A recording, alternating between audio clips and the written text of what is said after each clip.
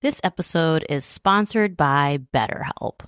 The holidays are over, the decorations are down, and suddenly everything feels a little empty. It's normal to feel the winter blues after the holiday excitement. January, February, and March are by far my least favorite months of the year. It's cold and dark, and I have to get some extra vitamin D on board. I also need to keep my regular scheduled appointments with my therapist. So if you're feeling that post-holiday funk, I definitely suggest you checking out BetterHelp because maybe it's time to talk. You might also be one of those people like me who makes New Year's resolutions and you get super motivated.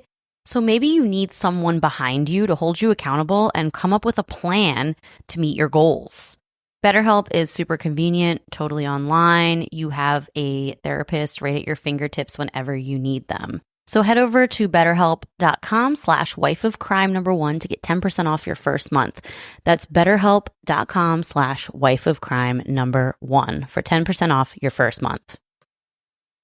This podcast is an unscripted, unedited conversation about true crime. We take the cases very seriously, but I don't take myself seriously at all, and neither should you. Welcome to Wife of Crime. So Russ, the story I'm telling you today is one of those cases that really frustrates me because I just don't have the answers. In this case, this young kid has his whole life ahead of him, and then he just vanishes, almost out of thin air. There are some really interesting theories, but there are still a lot of unanswered questions. This is the case of Brian Shaffer.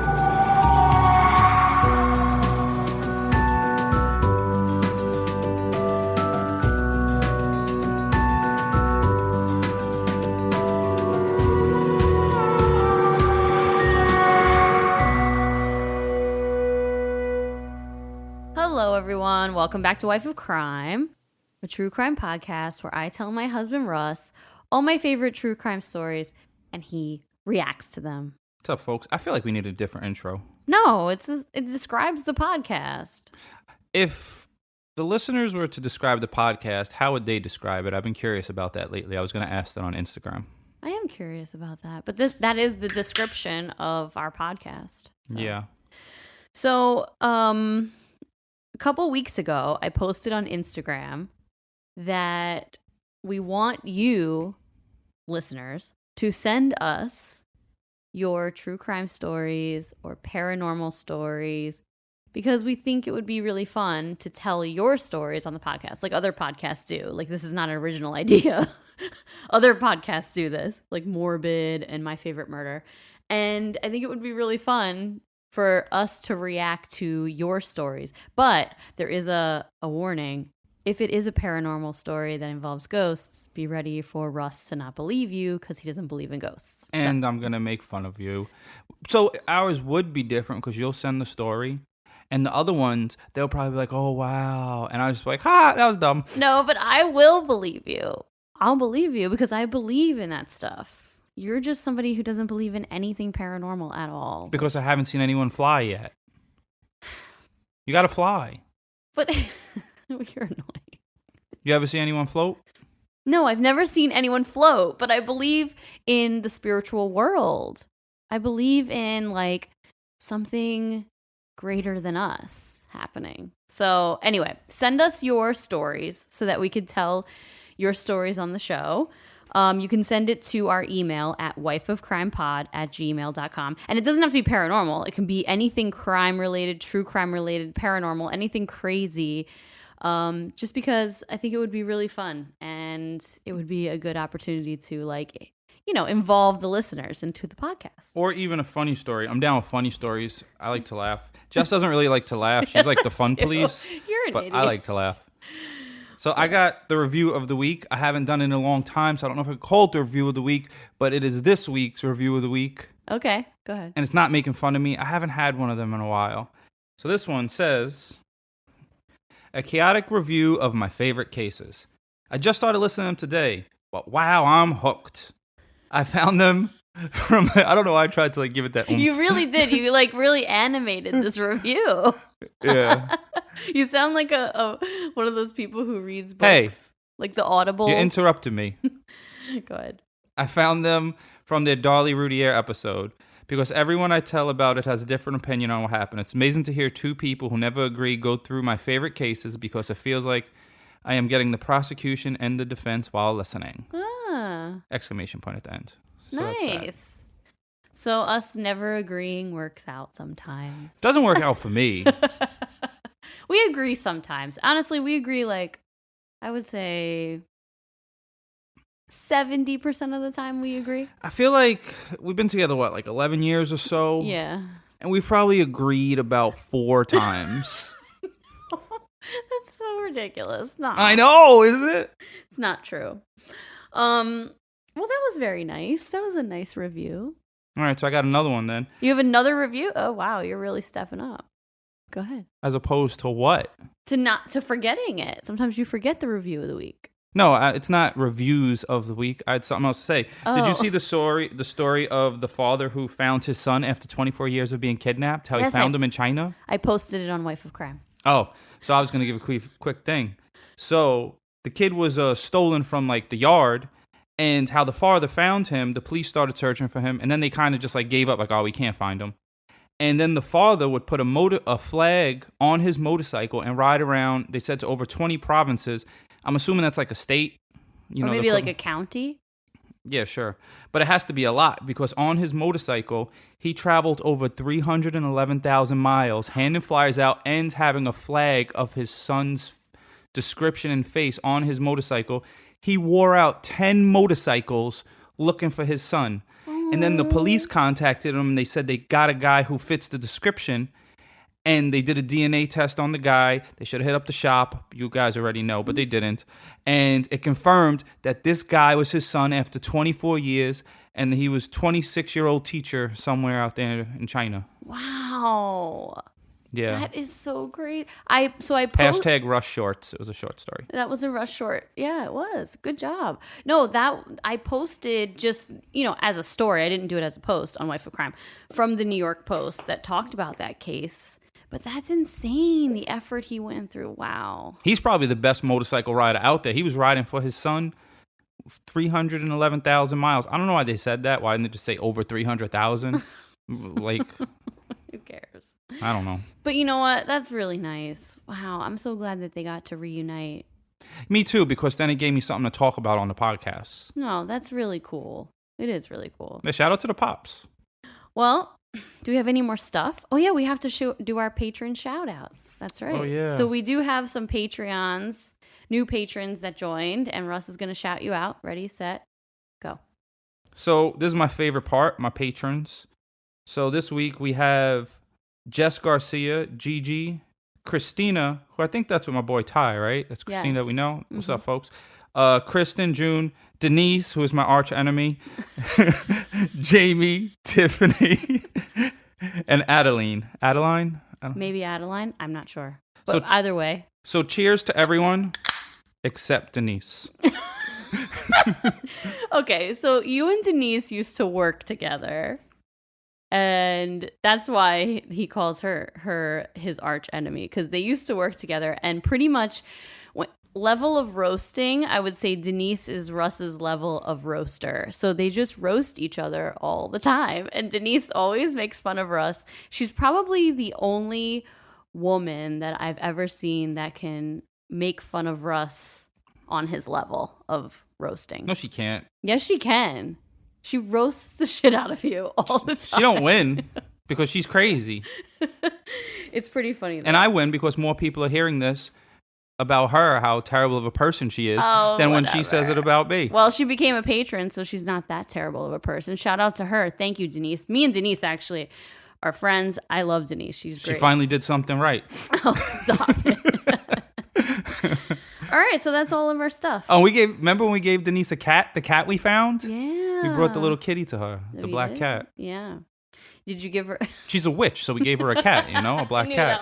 I knew that was coming. All right, so this week, I'm telling you about the case of Brian Shaffer. So Brian Shaffer's case is actually pretty popular. A lot of other like true crime podcasts and shows have covered it. I would say it's a pretty popular case in true crime because, you know, we've talked about a few missing persons cases on this podcast, like Amy Lynn Bradley's case, for instance. It was one of our first episodes. And, you know, missing persons cases are so frustrating because they just vanish and no one knows what happens. But we've never talked about a missing persons case that involves a man disappearing. And that's why I wanted to tell this one, because it is kind of rare for men to just disappear.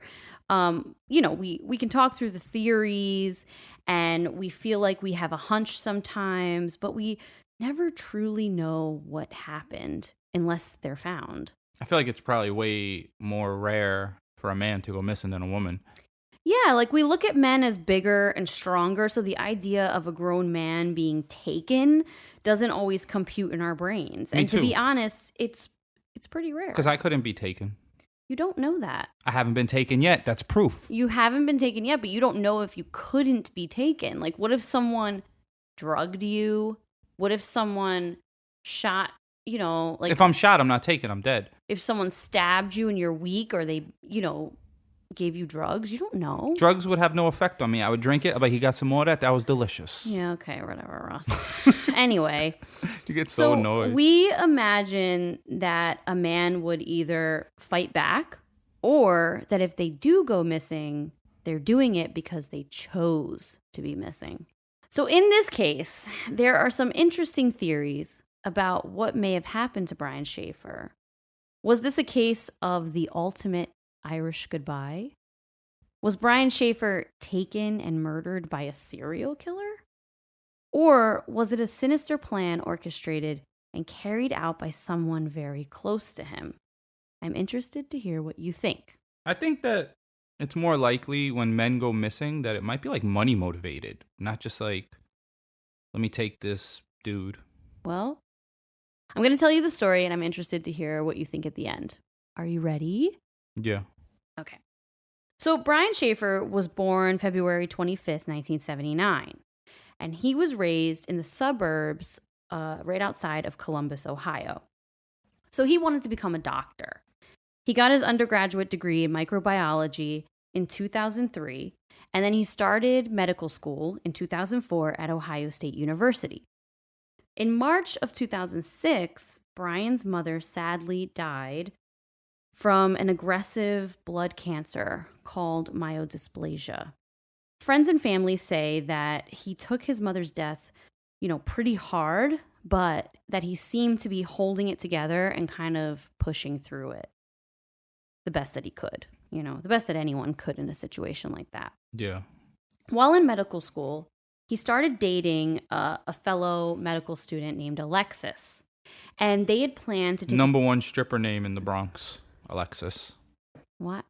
I just always feel like there's a stripper named Alexis. Alexis, coming to the stage. Oh, God, Ross.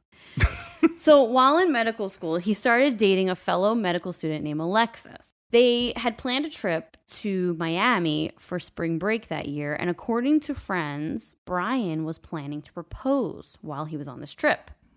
So clearly, Brian had a lot going on in his life at the time. He and Alexis were in love, and she was a huge support system during the death of his mom.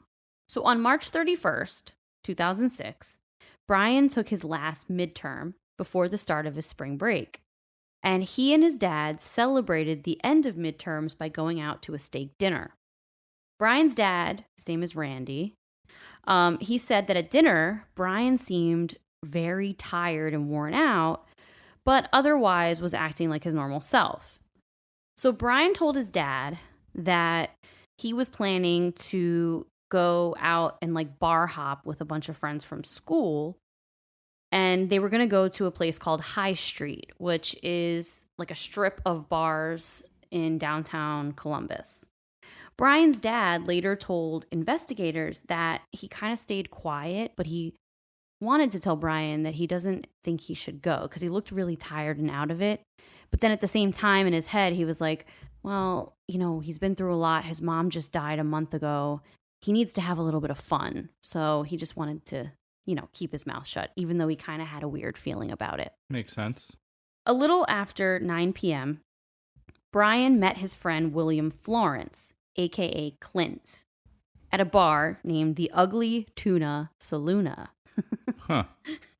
Sounds like a Western where he's meeting Clint. Yeah, right. He met his friend Clint at the Ugly Tuna Saloona. About an hour later, Brian went to the bathroom and called his girlfriend Alexis to say goodnight. And they were talking, about their Miami trip coming up in 2 days. So Brian and Clint spent the next couple hours bar hopping down the strip, having a beer and a shot in each bar. And We've done that. Yeah, we've done that. We actually did that in our neighborhood one time. We went bar hopping, remember? Yeah, we didn't do a beer and a shot because Jess gets drunk fast and my hangovers last 2 days. But we had a drink coming down 10 bars or so. That was a lot of drinks. It was. We had a drink at each place. It was fun. We just kind of randomly woke up one day and we're like, let's have a bar crawl, just the two of us. It was a good time. So Brian and Clint spent the next couple hours bar hopping down the strip. They had a beer and a shot in each bar. And a little after midnight, the two guys met up with Clint's friend Meredith, who drove them back to the first bar they started at, the Ugly Tuna Saloona, to have one last round before the bars closed. Because, outside of New York City, bars close earlier. They close around 2 a.m. So last call is 1:30, 1:45.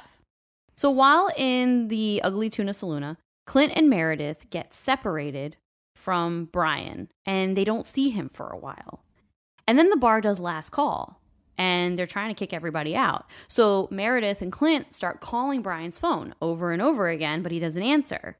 Finally, once, the bouncers and everyone kicks everyone out, they're like, okay, well, maybe he Irish goodbyed us and just went back home. I like when people Irish goodbye, because then you don't have to say bye to everyone and give the awkward hugs and stuff. You're like an Irish goodbyer. Yeah, because I don't want to say bye to a lot of people.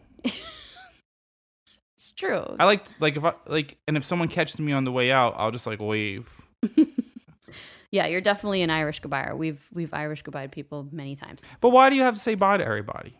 Because it's nice. It takes too long. And then there's always that one person stay for one more, and That's true. Yeah. Jesus Christ, you see I'm trying to go. Now I have to have this argument with you. Then I'll say, sure, all right, I'll stay for one more. Give me 1 second. And then I just leave anyway. True. Well, they just assumed that Brian Irish goodbyed them. And they went back home, and that was it. So the rest of the weekend, Clint and Meredith, they called Brian a few times, but he never answered his phone. And, by Sunday, the phone kept going to voicemail.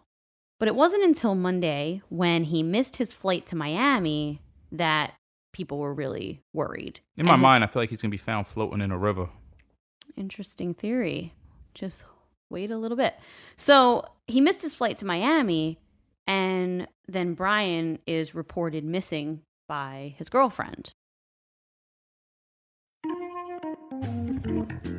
This week's episode is sponsored by BarkBox. I got good news.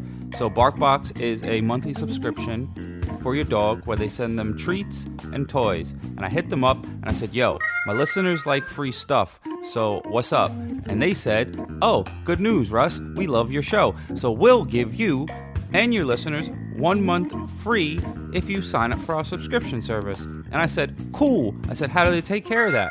And they said, oh, so just go to barkbox.com/wifeofcrime, or they can click the link in the show notes. And this way we know they're your homies and we'll give them a free month. Oh yeah, they do themed ones, and you could do ones for big dogs, those super chewers, or you could even get them for those little poodles with the pink hair that you keep in your purse. So don't forget, go to barkbox.com/wifeofcrime to let them know I sent you and get your free month.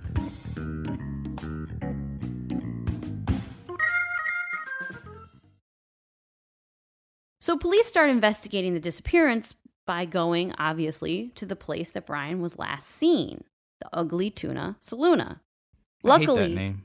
Yeah. Yeah, who named that? I don't know. That's the worst Ugly name. Tuna Saloona. Yeah, it is weird. Hey, what? I want to make a saloon, but I got to think of something that rhymes with it. Saloon, nothing does. Saloona, tuna. Oh, I got it. That's. I don't know. Back to the drawing board, murder bar. So police start investigating the disappearance by going back to the bar that he was last seen at, the one that shall not be named. And luckily, they had security cameras in the front. They watch the security footage and they see Brian entering the bar. And you can actually look the security footage up online. I can show it to you. You see him entering the bar at 1:15 a.m. And then they see him on camera again at 1:57 a.m. talking to two girls right at the entrance of the bar. And then you watch him at 1:57 walk off camera, but he walks off the camera back into the bar. Now, the thing about this bar is there's only one way in and one way out for patrons. The other exit is an employees only entrance or exit. Okay. So the patrons that are in the bar don't go through that exit. They only come in through this one place where there's cameras.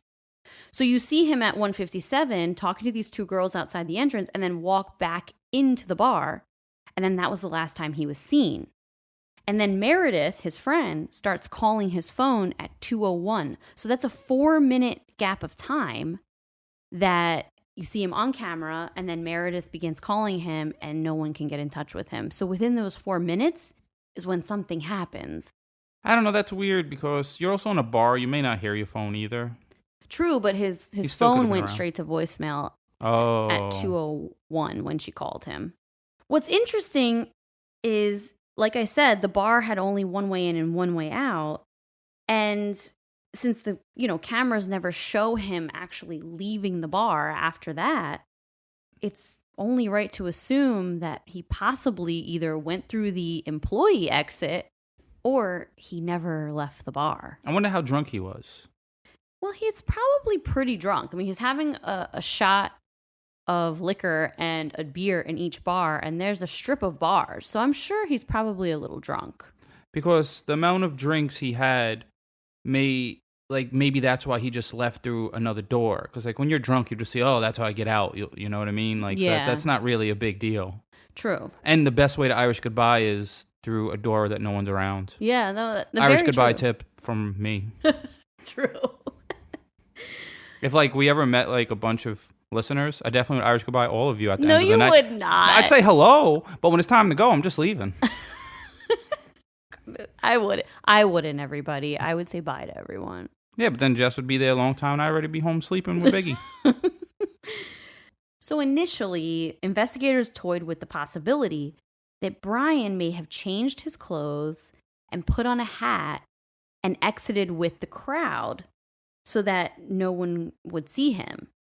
But there are cameras from 3 other surrounding bars, and they're from different angles.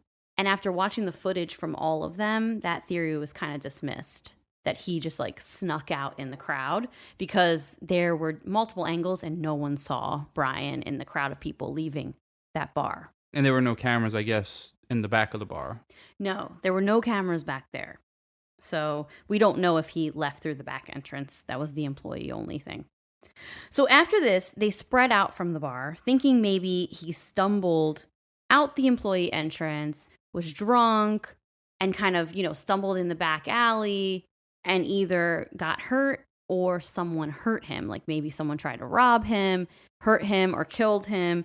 And they started just venturing out. But he lives about 6 blocks away. So they kind of did a whole search of the area from the bar to his apartment 6 blocks away.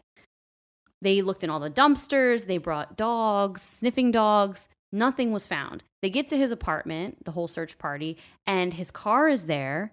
Nothing looks weird about his car. His apartment is completely in order. Nothing is missing. Nothing looks weird. So it doesn't seem like he left and skipped town and moved out of town. It doesn't seem like he snuck out with the crowd and then just left and moved away. So investigators are like, okay, there has to be something, some type of foul play had to happen, or the dude never left the bar and something happened in that bar. Does he have money? Is he a rich dude? No, he's a medical student. Oh, he's broke. He's just a college student. No, I don't think they're rich. I think they're just middle class. Okay. So it looks like he literally vanished out of thin air. In the weeks after the disappearance, everyone close to Brian is being investigated, and they were all asked to take a polygraph.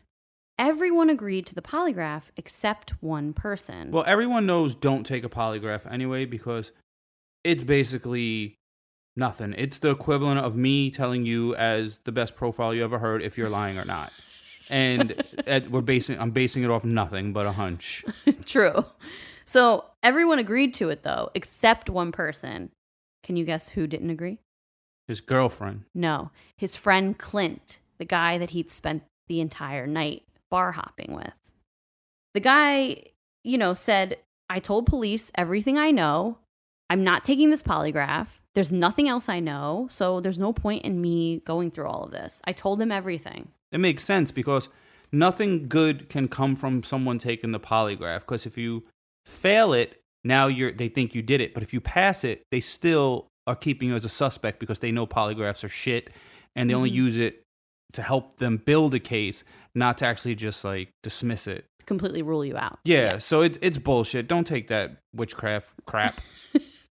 So Alexis, Brian's girlfriend, obviously she was devastated by all of this.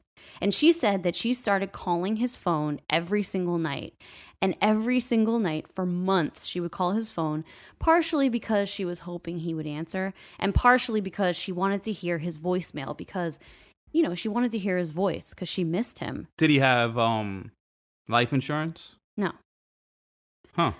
So every single night she would call, and then months later in September, it didn't go right to voicemail. It rang 3 times. And she found that really weird because this whole time, from March to September, it went straight to voicemail. Then it rang 3 times. So she called police and told them that the phone rang, and they got in contact with Singular, which was his provider. Singular? Yeah, whatever. Singular. Said singular. What is this, French? No, I thought that it was called Singular. No, I think it's singular. Oh. I think that's bad credit phone service. Well, whatever. Prepaid. Well, see, the police got in touch with them, and they said it was possibly a computer glitch. I'm still laughing at singular. I thought that it was called Singular. Jess has a lot of words funny.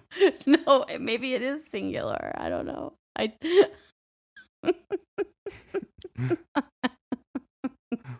I'm picturing you right now like one of them French hats that go to the sideway. Singular. Oh my God. I'm an idiot. Okay. So anyway. Singular was definitely flip phones. Singular. Damn, now I said it! You said it! And I meant it that it's not singular. No fucking way. I'm thinking of singular. What's that? Is that a allergy medicine or something? I'm thinking of something singular. Anyway, okay, whatever. We're off topic. So the police called Singular, the cell phone provider, and they said that it may have been a computer glitch. That's what I was thinking. But since the phone did ring, it pinged a tower. Oh. And it pinged a tower 14 miles north of Columbus. So the police, they went to this place where the tower pinged and they looked into it, but nothing ever came of it. And the cell phone was never recovered. Last year, Save More Money was the most popular New Year's resolution in America. Clearly, a lot of us feel like our money is slipping through our fingers. Well, I don't know about you, but I'm not the best saver, and I don't know much about investing until I started saving and investing with Acorns. Turns out you don't have to be an expert at all because Acorns will recommend a diversified portfolio that fits you and your money goals. And I always thought that when people say, ooh, I invest in stocks, that they had a ton of money or something. Well, you don't need to be rich. Acorns lets you invest with the spare money you've got right now. You can literally start with $5. And you guys are spending that at Starbucks on these fancy lattes. So skip the coffee and invest with Acorns. You don't even need a ton of time. You can just sign up and start investing within 5 minutes. Head over to acorns.com/wifeofcrime or download the Acorns app to start saving and investing for your future today.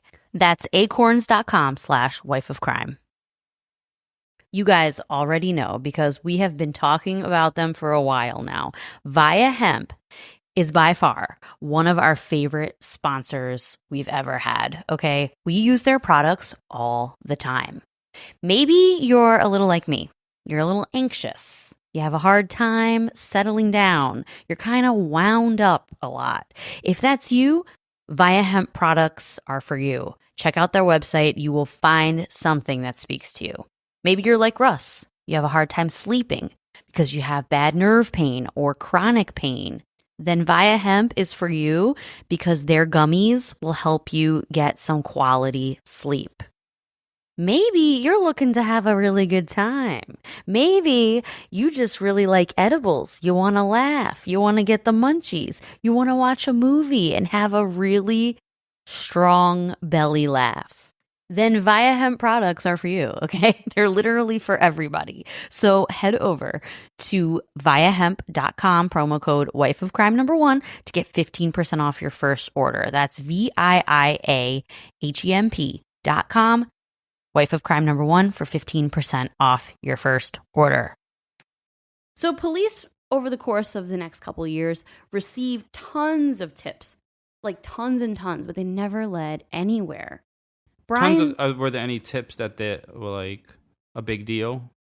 Well, they did. I mean, they investigated all of them. Like, oh, I think I saw him here, like stuff like that. Yeah, like people who say they saw him, people who say they know somebody who knows something, and they investigated all of them, but nothing ever came of it. It kind of led nowhere. Because while you were doing the case, I looked up a picture of him, and he's just like a pretty regular, average-looking white dude. Like, he could be me, you know what I mean? So someone could say, oh, I saw him, you know. Yeah. There was nothing that like necessarily stood out. Yeah, nothing really stood out. He wasn't wearing like an eye patch or like something like that.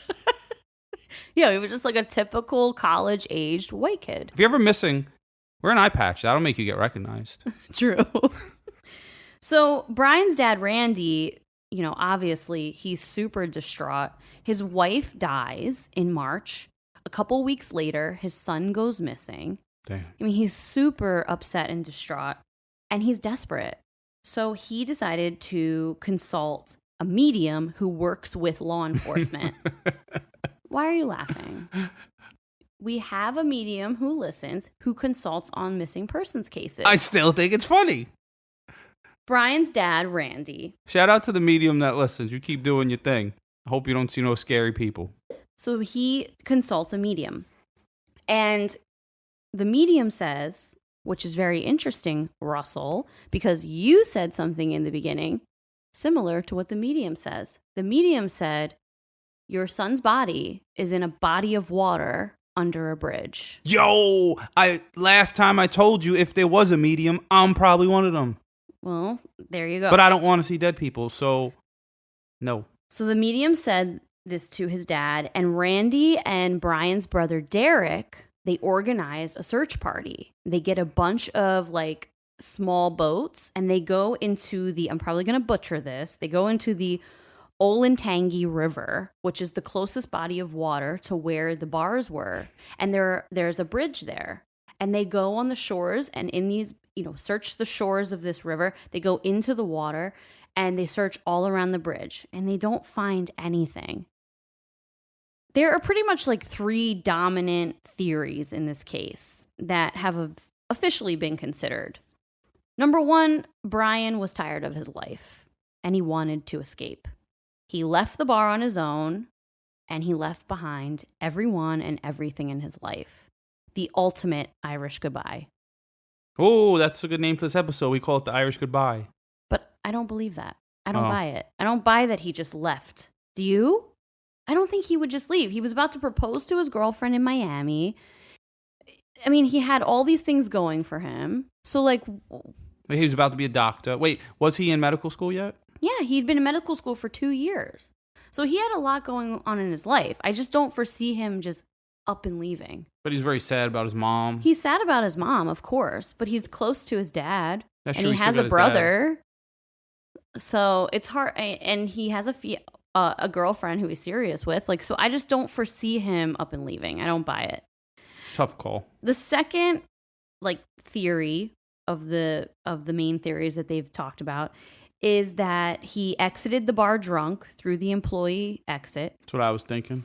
And tried to get home, but ended up near the river, fell in and drowned, or was walking home and someone tried to rob him, or someone, you know, some type of crime was committed, killed him, and got rid of his body.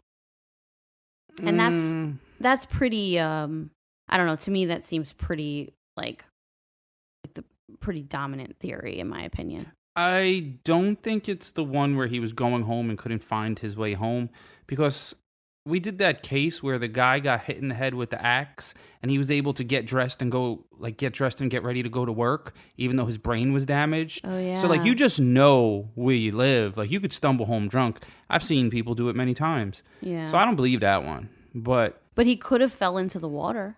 Maybe he was drunk and he tried to go for a swim. Last week, we went with Carrie to this restaurant. Next thing you know, we were trying to climb under this waterfall. It's true. We did. We were drunk and we got in the water. I wasn't even that drunk. I was. And we got in the water and tried to get into the waterfall. You're right. Yeah. The third theory is that his friend Clint was involved in some way. Why? I need a motive. I don't have a motive for you. It's just, cops have been it's interesting. In this case, they aren't really talking a lot about what they think could have happened. This is all kind of theories that true crime people have put together, that friends and family that know him have put together, but the cops are kind of staying really shut about this. So I don't think there's a motive for Clint to be involved. But maybe they're staying shut because they don't have anything. Maybe. And they don't want to be like, oh, we look like dumbasses because we don't have anything. Mm-hmm. But if you don't have any evidence, you just don't have any. Now, when it comes to this case, police briefly considered the theory that Brian could be a victim of the smiley face killer. This is a theory that there was a killer or killing group in the late 90s all the way up through the 2010s that was killing young college-age men all throughout the Midwest and Eastern United States. Really? Randomly? Listen. 2 New York City detectives named Kevin Gannon and Anthony Duarte, they investigated this and they've come up with this theory called the smiley face killer theory because there were at least 48 men who were college-age white males who ended up in a body of water. Yo, like the dude that was found in the Hudson River over here. I remember that. And they were saying maybe it could have been some smiley face thing. Because at the scenes of the crime, there is a smiley face graffitied on the wall somewhere near where the body is found. It's a loosely based theory, but these 2 New York City detectives, they got the FBI involved, and it's a theory that's out there because at least they're trying. It's been 48 men, and they're all young, college-age white males. Most of them are popular and athletic, and they end up dead, and it looks like they fell into water, but there's always a smiley face at the scene. Now, I wonder if we go around looking at graffiti, are there random smiley faces? And, because if you're in water, you could float away and end up anywhere. So is there something keeping them at that point where the smiley face is? Are they tied up or something? Because if they just floated there, then that could be a coincidence. It could be. But not at 48 times. Yeah, but it's happened over 40 times. But also, if I was going to draw something, I really can't draw. And the only thing I could probably draw is a smiley face if I had spray paint. That's true. But I am not the smiley face killer. But it's just interesting because he fits the description and, it's not, they didn't find his body. So we don't know if he's in a body of water, but he does fit the description. And when they consulted that medium, the medium said something about a body of water. So they did consider this, honestly. They considered the medium? No, they considered that he could be a victim of the smiley face killer if there is one. That doesn't make sense. They're just pulling things out at this point. They're just throwing anything to the wall and seeing what sticks. I'm for it. You gotta figure it out. But I don't believe that because the only thing that would make it maybe the smiley face killer is he's just like a young white dude. True, he's a young white dude. That's really it. But the smiley face killer theory is very interesting. You have to admit it's happened in 11 states, 11 different states. Same type of person, same type of, death, and there's a smiley face on the wall nearby. This intrigues me. It's a little weird. I wonder, maybe we got to look more into that. Yeah, I mean, it's you can easily find stuff about it. A lot of true crime podcasts have covered it. There's a lot of like different things online about it. Reddit goes crazy about it. It's really interesting. Well, Reddit goes crazy about everything. They do. The only thing that I want to know on Reddit is I want to know which stock to buy before it goes up 1,000,000% so I could be rich already. Any of you guys are down with that, let me know. Well, eventually, over time, police in Columbus, the Columbus police, they rejected this theory because his body was never found. Yeah. So this theory ended up going out the window. But it is still something to consider, and it's interesting. Well, and it's really interesting to me, by the way, that first of all, Russ never knows the story I'm about to tell him, ever. No. He doesn't know anything. Today, he knew a little about it because we talked about it ahead of time where I said it's a missing persons case. But he didn't know any other details. And the first thing you say is he's probably in a body of water. And then later on, that's what the medium in the story said. Very interesting. I'm intuitive. You are intuitive. I told everyone if they need help, the first help on your case, the first one's on the arm. Then after that, you got to pay. But, it's kind of like when drug dealers just give you a little bit of drugs and then you get hooked and you do more. But that's not the case. I've never seen drug dealers handing out samples. I don't know how they always say that. What do you mean? Like they'd be like, when you're young, like they give you a little bit of drugs for free and then you're going to want to do drugs the rest of your life. I never heard that. Well, I did. Oh. That's not true. Nobody gives stuff away for free. You are. You're giving your profiling skills away for free. Yeah, because I'm going to hook you.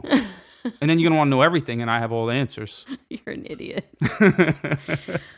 In September 2008, Brian's dad, Randy, suddenly died in a freak accident. When he was out in his yard, there was a huge storm, and he went out to the yard to clean up some debris, and he got hit on the head with a tree branch that fell out of a tree, and he died. Oh, damn. And his neighbors found his body the next day. So I feel so bad for this family. Their son, Derek, who is, Brian's brother, he lost his mom, lost his dad. His brother's been missing all these years. This poor guy. I feel so bad. They got some bad juju over there. Something's really sad. Yeah.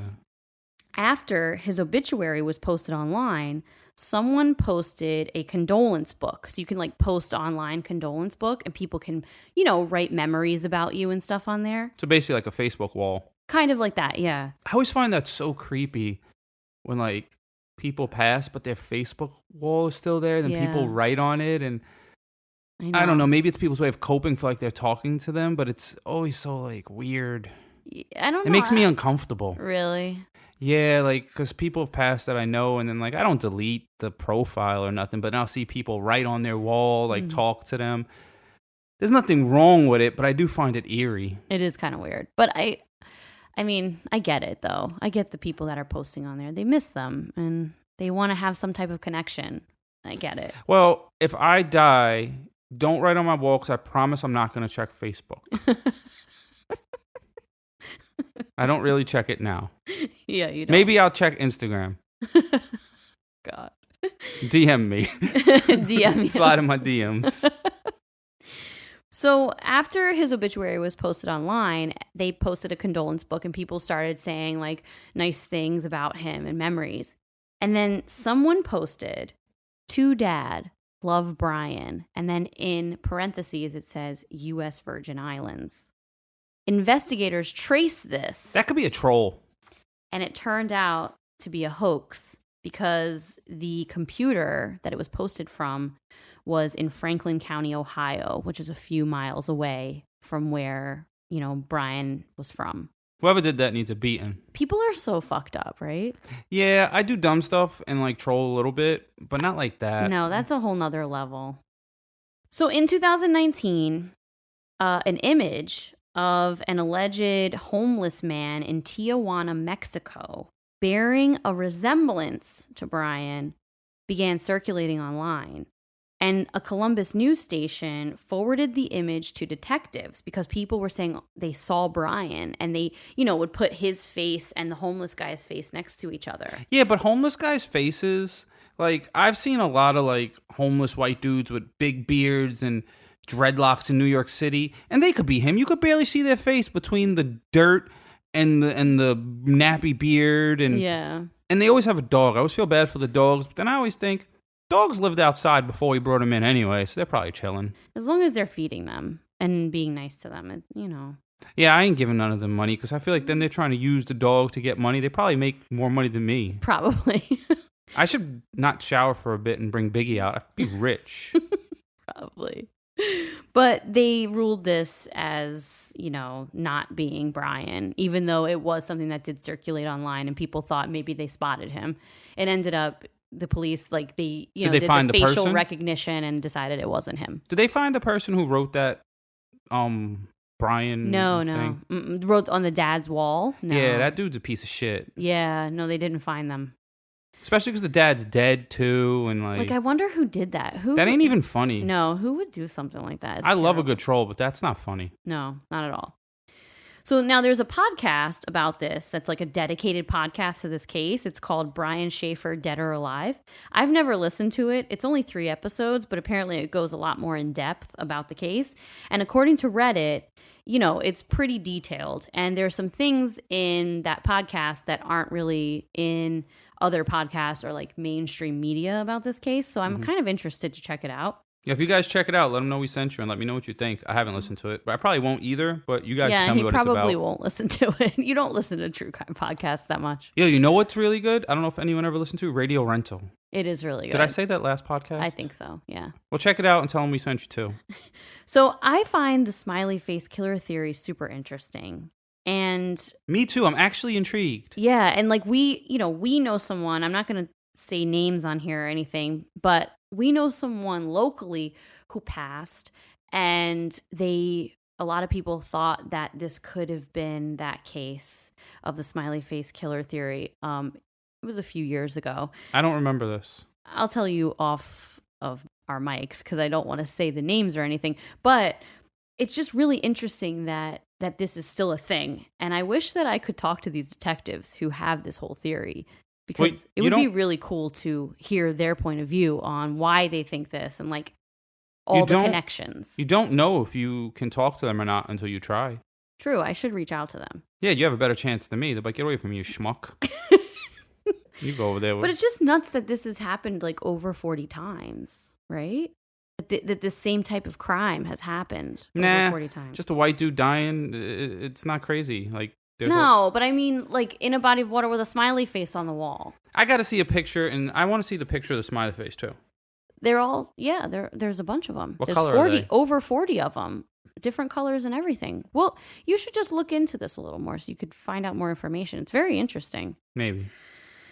And so that's the case of Brian Shaffer. It's unsolved, and we don't know what happened to this guy. And part of me just leans towards the theory that he was drunk, he exited through the wrong exit, he encountered people who robbed him, and he ended up dead and someone hid his body. That's really kind of the theory I'm leaning towards. But if it happened that fast, where do they hide the body? Did someone get into a fight with him, stab him, pull him in the car? That's a little weird too. That's a lot of effort, especially, he's a grown man. He could probably, he might be almost 200 pounds or, a man is going to be at least 150. But now in today's society, we're all obese, so we're at least 250. I'm not 250. But it's true. That's a good point. That's a lot of effort. If you do try to rob someone, you shoot them. Usually you would just run from, someone who robs somebody and shoots them, they just run from the scene and leave the body there. It's a lot of effort. But it's so weird that he never exited the bar. That's what's so weird. Yes, he did. There was another door. He left. He's not in the basement in the freaking walk-in cooler. No, he's not. But yeah, so he exited the bar. Nobody carried him out. Yeah, so no, he walked out the back door. Or maybe he got into a fight with someone that works there. Maybe he walked into the kitchen of the bar and peed on the floor. He had to pee, and they beat the crap out of him, dragged him out. Who knows? Yeah, I know. But it's just crazy that his body was never found. I don't know. I find this case so frustrating. But we may never know what happened to Brian Shaffer. I may look on YouTube, the smiley face killer. But then it's definitely going to end. My end of the night's going to be, I'll fall down that rabbit hole. And before you know it, it's always 2 girls in a parking lot fighting. I don't know how it always ends up there on YouTube. Every damn time. When you go down YouTube rabbit hole? Eventually, I see 2 girls fighting, and I'm like, oh, let's see what happened there. And it's always in a parking lot. Every time. All right, everyone. everybody. So that's it. All right, folks. So we will catch you next time. Check us out on Instagram at Wife of Crime Pod. Facebook at Wife of Crime, the Crime Family. And what else? We got the Patreon popping where you get extra episodes. Yeah, Patreon is popping. So definitely Jess would say. Check out the Patreon. It's in patreon.com/Wife of Crime Pod. You just put Patreon, Wife of Crime. Everybody knows how to use Google except your grandma. You got this. And then, obviously, like I said in the beginning, send us your stories so we can read them on an episode. That would be really